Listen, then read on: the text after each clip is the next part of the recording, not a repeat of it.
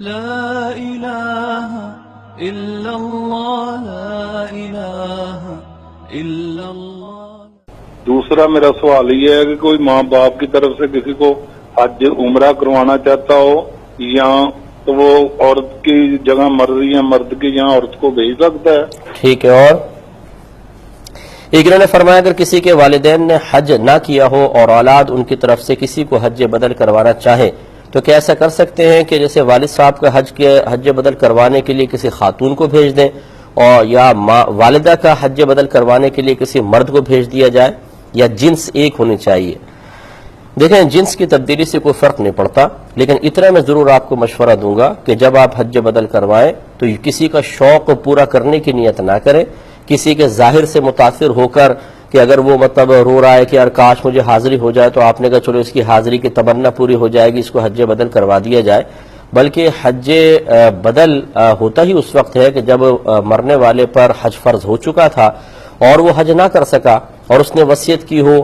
یا زندہ بھی ہے لیکن اب وہ بیچارہ حج کر نہیں سکتا، بالکل لاغر ہو چکا ہے اور حج فرض ہے، اب وہ حج بدل کروا رہا ہے، تو پھر یقینی سی بات ہے کہ ایسے شخص کو حج بدل کروانا چاہیے کہ جو مکمل طور پہ بہترین مسائل جانتا ہو، تاکہ جتنا کامل حج ہوگا اتنا ہی ان کے بڑے ذمہ ہونے کے امکانات ہوں گے۔ ہم بعض اوقات جاہلوں کو بھیج دیتے ہیں جن کو الف بے بھی نہیں آتی، ابھی جیسے ایک بہن نے کوئسچن کیا، اس پہ میں مزید کلام کروں گا کہ معلوم ہی نہیں ہوتے مسائل، اور ہم صرف ان کا شوق پورا کرنے کے لیے، جی میں حاضری کا مجھے بڑا شوق ہے، وہ حاضری کا شوق ہے تو پھر حاضری کے شوق کو پورا کرنے کے لیے ذرا اللہ تعالیٰ کے حکم کی تکمیل کی طرف بھی تو آئیں۔ اس کا شوق نہیں ہے کہ اللہ کے احکام پر عمل پیرا ہو جائیں، اس کا شوق نہیں ہے کہ اللہ تعالیٰ کے حکم کو مان کے اللہ کو راضی کیا جائے، اس کا شوق نہیں ہے کہ نبی کریم کی اطاعت میں زندگی گزاری جائے، بس شوق ہے جا کے زیارت کرنے کا۔ آپ کے زیارت کرنے سے کیا فائدہ ہوگا؟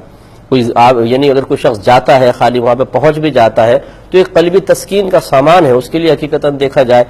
اگر وہ واقعی اللہ تعالیٰ کی اطاعت کرنا چاہتا ہے تو پھر یہاں پر کیوں نہیں کرتا ہے؟ وہاں پر جا کر ہی کیا اطاعت ہوگی؟ یا وہاں جا کے کعبۃ اللہ کو دیکھ لے گا، مکہ دیکھ لے گا، مدینہ دیکھ لے گا تو تمام شرعی احکام پر عمل پیرا ہونے کا مطالبہ شریعت کی طرف سے ختم ہو جائے گا؟ ایسا نہیں ہوتا، تو اس لیے صاحب علم کو بھیجنا چاہیے۔ ہمارا مشورہ آپ کے لیے یہی ہوگا، تو